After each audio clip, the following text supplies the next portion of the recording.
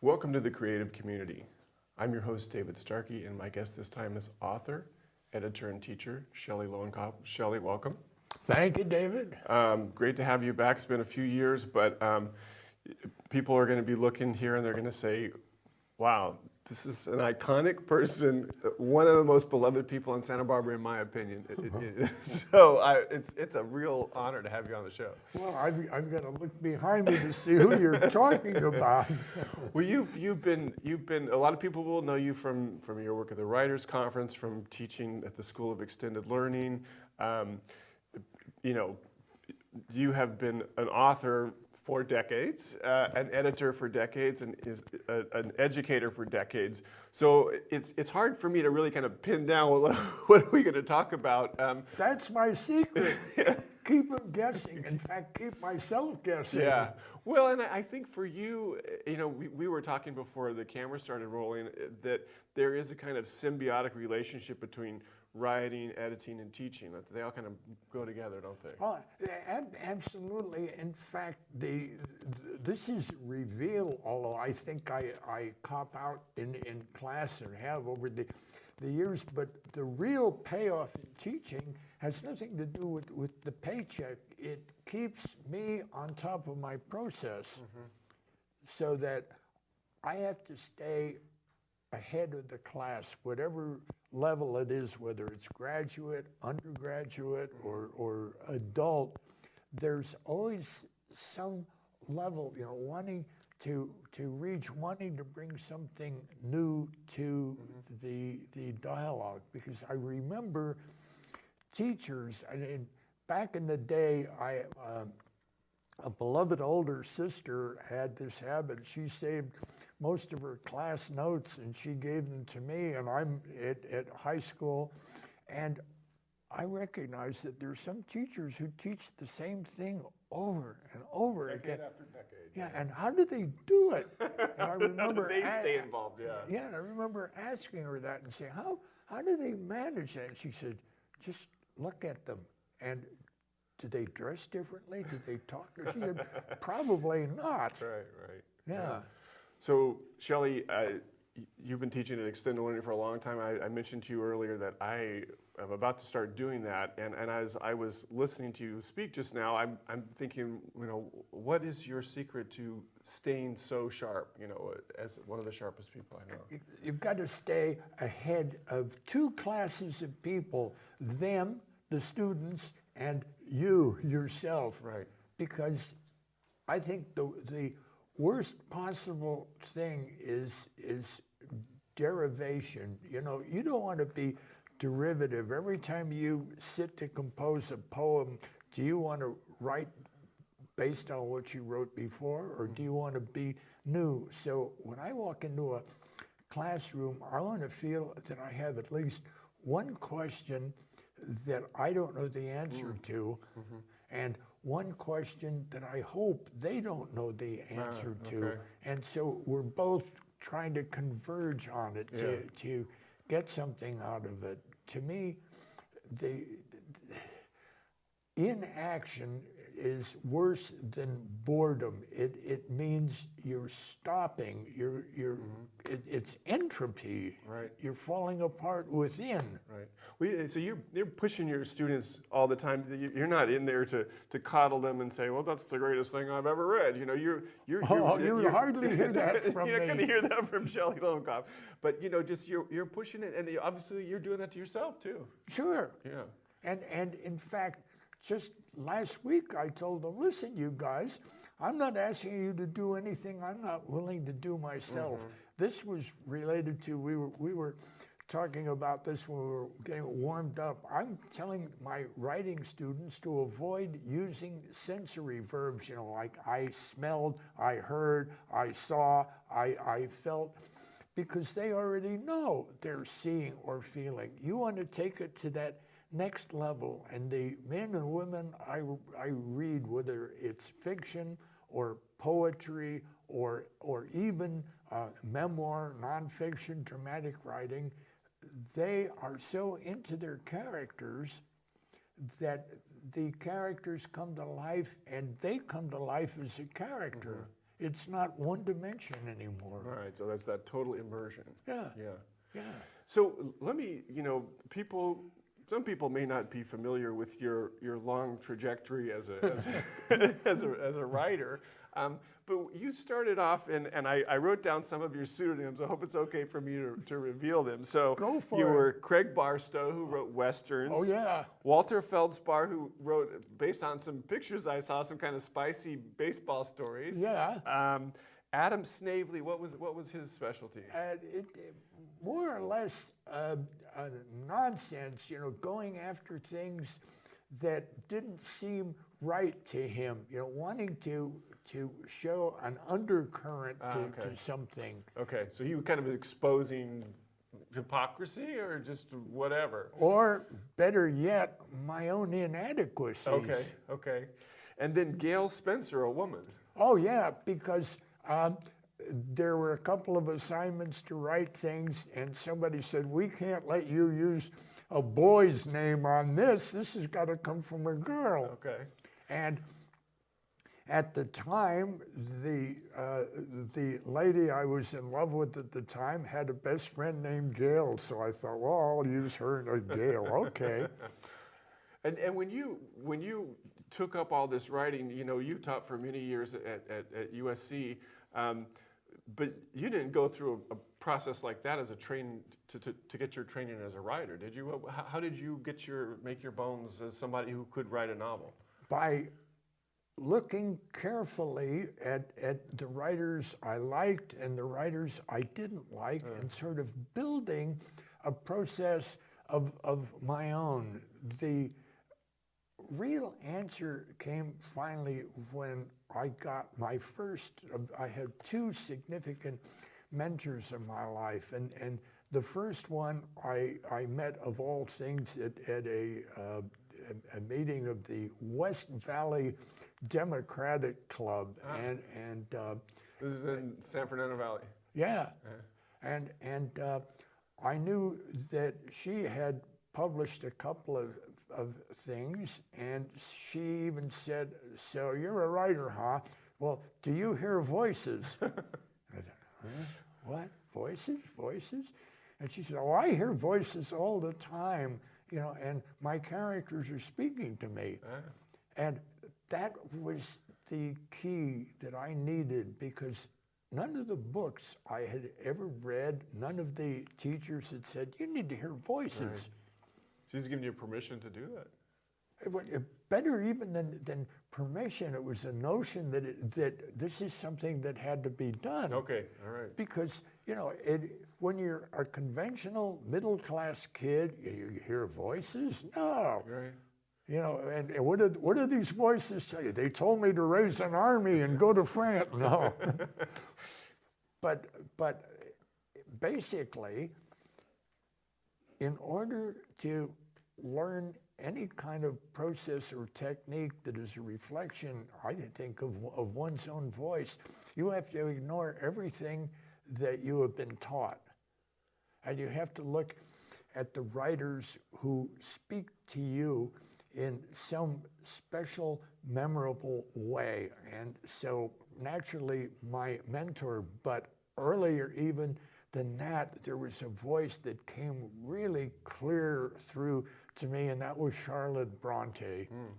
She spoke, and I suddenly started to see things about her life and the nature of it, and what a horror it must have been to have lived at that time in the conditions that young unmarried women had. And I went back and went over every one of her books, and I even tried to write like her for a while, which was helpful, But impossible. but impossible because she came from a different kind of restriction.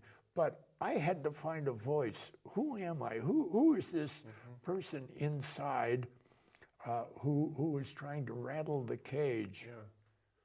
We were talking a lot about process, your mentors that you've had, and the teaching that you've done. I'm wondering, as you look back over a career of decades, as an editor also, who are some of the writers that you've mentored yourself or taught who just really shone and really surprised you? They really still think about. Well, back in the 70s when I taught at the writing program at USC, there was a student by the name of David Gilham, Gilham, and he keeps turning out stuff that ends up on the New York Times bestseller list. He was fantastic. And there was another, she eventually became a co-faculty member, but I remember sitting in my class, she is reading a story about what it meant to grow up Jewish in Iran, and her name is Gina Nahai, and she continues to appear. And again, just these two as individuals, they not only keep publishing, but they keep topping themselves. They're not content. I can mention names of writers who I think are writing for the paycheck, as opposed to what do you say? I'm writing for eternity. That sounds a little bit too, a little grand. Yeah, too grand and too put on. But I think we're at our best when we're working a bit beyond ourselves. Right. Yeah. We're not just writing for the moment. We're writing to think someone would want to read this. Well, we're writing for something that we want to remember ourselves because it has some value. And I just discovered, I've known the word for most of my life, but I just had to go look it up the other day. Incandescent. And basically, I get the picture of Thomas Edison and these two poles and a strip of tungsten that heats up, and that's the key. It heats up to the point where it produces light, and I would like my lines to be incandescent, to give off heat and light, and I'm guessing the same thing is true when you do a line of poetry. Right. What lines do you keep and what lines do you? Yeah, if it was, I'd have to cut a lot of lines if we were doing that incandescent thing. And that's the point too. Yeah. Well, so I'm curious too about when you and I were speaking, you said that people like us, haven't been teaching as long as you, but I've been teaching 30 plus years. Well, we still have something to say, and you said we're like Stradivarius violins. We gotta be played. In a money, that's right. And there is a mystical quality. If you take those wonderful, beautifully cured and manufactured instruments and put them in a museum and don't play them, what a waste. Right, yeah. The problem we get with a lot of, he doesn't know when to quit, or she should have stopped a long time ago. Yeah. That's because he or she, the theoretical people there, have stopped growing. And what is the process that we're talking about here? It is evolution. Two of the most important people in terms of our awareness and our productivity were born within days, weeks of one another. Charles Darwin and Karl Marx. You know, and we base everything on those two, the Marxist theory and the Darwinian theory. Things evolve or they disappear. Mm-hmm. Things, you know, and Marx was worried that we were fetishizing productivity. Well, he's right, because there's just so many products, and it's obsolescence. You know, it's built-in obsolescence. Mm-hmm. Well, we're trying to avoid that in ourselves. We're trying not to become obsolete. Mm-hmm. Or to evolve out of existence. Well, we'll do that anyhow. We'll do that sooner or later, yeah. Yeah. So tell me what you're working on right now, because you know, you're somebody who's always got a lot of pots cooking. Oh boy, and in some ways that's been a problem too. But I'm finishing a collection of short stories. It's due at the publisher on the 1st of June. It's a collection of short stories, most of them have been published already, about an actor, a guy by the name of Matt Bender, and his big achievement in life, he fit the bill, and he has become a spokeschicken. He puts on a chicken suit and does the commercials for a chicken and waffle restaurant franchise. Right. And what he really wants, because he's always out there trying to get other roles, he's even using his own money to pay for a production here in Carpinteria of King Lear. Uh-huh. You know, quite different from the chicken. Yeah, he doesn't want to do that. I mean, and he's worried that defines him, and is trying to step out and do things beyond that. And that, you know, I love that juxtaposition, because I think that says a lot about your aesthetic too. It's something kind of absurd, like somebody dressing up like a chicken for a commercial, and then someone also still aspiring to do one of the great works of literature. Yeah.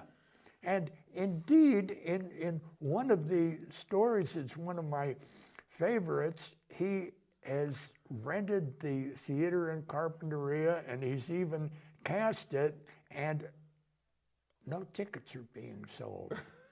And the manager is pointing this out to him, and along comes a movie actor who says, I can handle this, because I've got, you know, I've been wanting to do Lear all of my life, and I've got a girlfriend. Well, how does my protagonist react to all of this? In a way, he's having his idea stolen from him. But no, if you look carefully, it's possible for one actor to double 3 or 4 roles in that play, to play several of them, including the daughter, the most important daughter. So he does it. And in a way, that's his revenge.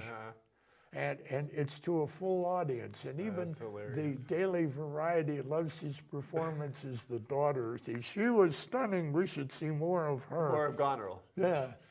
That's funny. Well, so, you know, when you're thinking to, maybe this is an unfair question, but when you're thinking about students that you've had, mentors, people that you've edited the books of, what are some of the behaviors of these aspiring writers that really bug you? You know? That's the writer who says, I have a vision, and anything that interferes with it, I can't tolerate. Right. They have to be able to listen. They have to be willing to listen. It just reminds me of the editors I know, and indeed the directors who are dealing with say, problematic performers, right, and how they cope with it. But a writer who claims to know everything, right, is somebody who can't see who probably anything. Doesn't know anything, Yeah. So I'm looking at people who are open to possibilities. because there's this notion to the unspoken truth in a thing, or the worst come to pass, the unthinkable come to pass.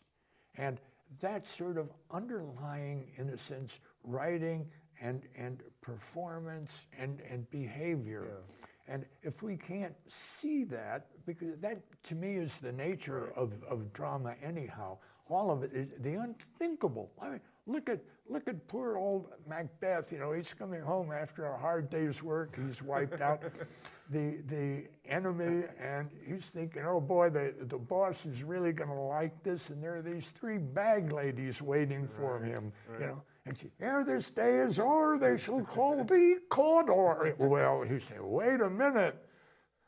And he goes home and he tells his wife, and she says, you know, now that you mention it, you know, you'd be a great king. And he's pulled away in this sweep of event.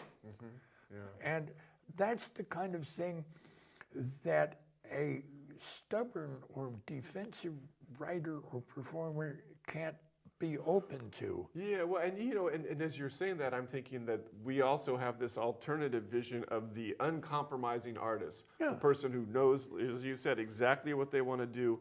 They're so certain of it, and they've got so much genius that their battle is to push away people like you and me who are asking, well, why don't you change this? and so that they can get their true vision. But I think that is a pretty rare creature, wouldn't you say? Well, on the other hand, allow me to mention a certain Irish writer. His name will become quickly apparent to you. He writes something and he says, failed again. Fail better next time. Samuel Beckett. Give that man a cigar. But that's right. And that's what you're looking for.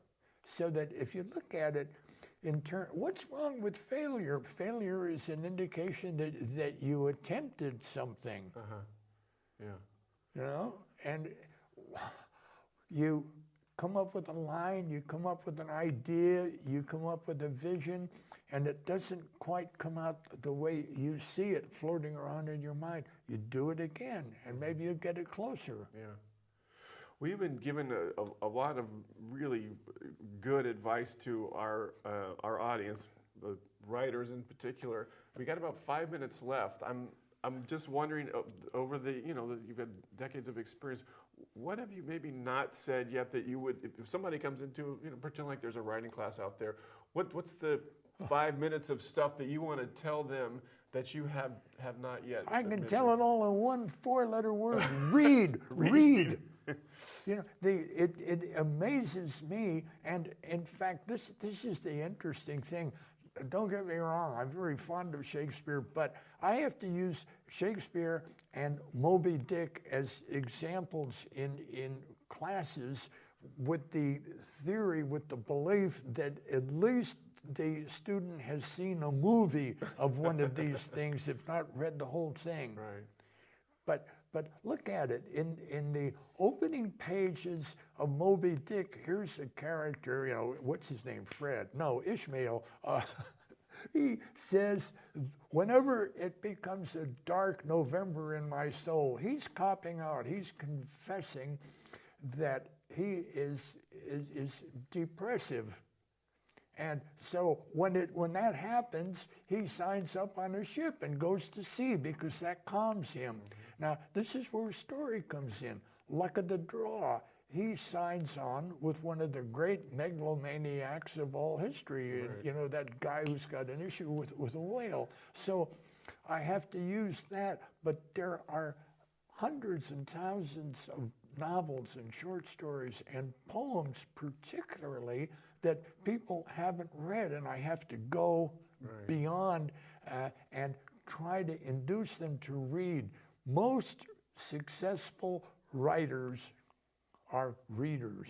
Look at Merwin, for instance. He's reading all over the place. And it's just, that's the real advice. Read, it's there. It's the opportunity to have a conversation with people who may have been dead for 1,000 years, but nevertheless, there's something that it's incandescence, Right, isn't to it? go back to that, yeah. Yeah. Well, when we just have a couple minutes, but now that you've been talking so much about writing, I'm thinking about what is your process like as a writer? Are you someone who's on the computer all the time? You're writing by longhand first? What does it look like for you to create a piece of writing? I have, to date, I have at least 50 fountain pens. Oh. and so it's word on paper first, and then if it's any good, if it lasts for the next day or two, then it gets onto the computer. Written by hand. There you are. It's you touching, and letter. And what are you writing on? A yellow legal pad? You got some beautiful, exactly. Yeah. And so as it comes out, you can sort of feel that there's something right or wrong about it. Yeah. I mean, I'm trying to think all the questions that I still want to ask you. We've got 2 minutes left. If you were me, what question would you ask you just as the show is closing out? What are you going to do next? Okay, what are you going to do next? I haven't the vaguest idea. I don't believe that for a second. but I'm sure going to find out. Yeah. Well, I mean, one of the things that you do offer is editorial service. Are you still doing that? I do. Yeah. I do. So if folks are watching out there and they've got a novel and they've got to be willing to listen. They got to be willing. You're not going to sugarcoat stuff. No. Yeah. Because there's something I had to go through. It's sort of what you went through, every day in the classroom at City College. It's called the editorial meeting, and the publisher saying, "Why should I acquire this book you want us to publish when I could put that same money in a certificate of deposit and make a guaranteed income in a world where the average novel only sells 500 copies?" Mm-hmm. And that's something for people who think, "Oh, I'm going to get my novel published," and 500 copies, that's kind of disappointing. Yeah. Yeah, and that would be big numbers in some cases. Yeah, that's right, for a small press or something like that. Yeah. But nevertheless, we persist. We keep going. We keep going. Well, it has been, like I said, a tremendous pleasure, and I'm just glad to have you back out on the internet, on TV, for people to see you. And glad to be had. and so ShellyLowenkopf.com, that is the place to go for people to find out about you and what you're up to get in touch with you. If not, they can call you and ask. That's right. They call me and I'll forward it. Because you got all this free time now. That's right. All right. Thanks so much, Shelly. Thank you, David. The Creative Community is a co-production of TVSB in Santa Barbara and CAPS Media in Ventura. I'm your host, David Starkey, and we'll see you next time.